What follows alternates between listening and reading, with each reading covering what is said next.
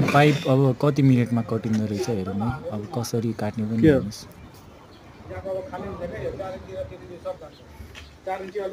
Durga sir हानु मानौँ आज ए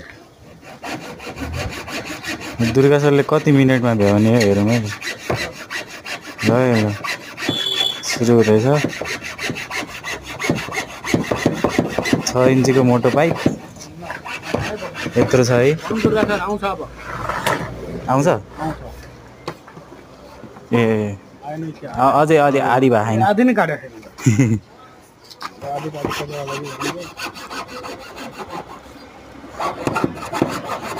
अनि यो त अनि भाँचिन्छ र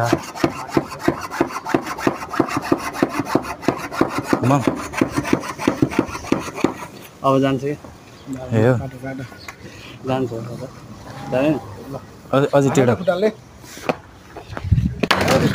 ओ वाउ ल ठ्याक्कै सेपमा आयो त है।